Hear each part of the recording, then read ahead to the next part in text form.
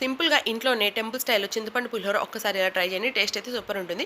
And process కూడా చాలా simple. ఎక్కువ టైం అయితే తీసుకోదు ఈ ప్రాసెస్కి అయితే. సో చూసేయండి. ఫస్ట్ కొంచెం చింతపండు తీసేసుకొని ఒకసారి వాష్ చేసేసి హాట్ వాటర్లో ఒక 10 మినిట్స్ సోక్ చేసి పెట్టేసుకోండి. సో చూసారు కదా, సోక్ అయిపోయింది. మొత్తం ఇలా స్మాష్ చేసేసుకొని ఒక స్ట్రైనర్ యూస్ చేసేసి ఒక బౌల్లోకి మొత్తం ఉడగొట్టి పెట్టేసుకోవాలి. దాంట్లోనే కొన్ని పచ్చిమిర్చి, కొంచెం కరివేపాకు, కొంచెం కల్లుప్పు యాడ్ చేసేసుకొని ఉడికించుకోవాలి తిగ్గా పేస్ట్ అయ్యేంత వరకు. తర్వాత స్టవ్ అండ్ ప్యాన్ పెట్టేసి ఆయిల్ యాడ్ చేసేసుకొని పల్లీలు, శనగబ్యాళ్ళు, ఆవాలు, జీలకర్ర, కరివేపాకు, ఎండుమిర్చి, పచ్చిమిర్చి యాడ్ చేసేసుకొని దాంట్లోనే కొంచెం పసుపు, కొంచెం సాల్ట్ అండ్ కొంచెం రెడ్ చిల్లీ పౌడర్ కూడా యాడ్ చేసేసుకొని మొత్తం ఫ్రై చేసేసుకోండి ఒక 1 మినిట్ వరకు.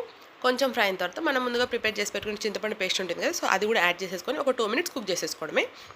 సో స్టఫ్ అయితే రెడీ అయిపోయింది కదా. ఇంకా ఇప్పుడు ముందుగా కుక్ చేసి పెట్టుకున్న రైస్లోకి మనం ప్రిపేర్ చేసి పెట్టుకున్న స్టఫ్ కూడా యాడ్ చేసేసుకొని మొత్తం మిక్స్ చేసేసుకోవడమే.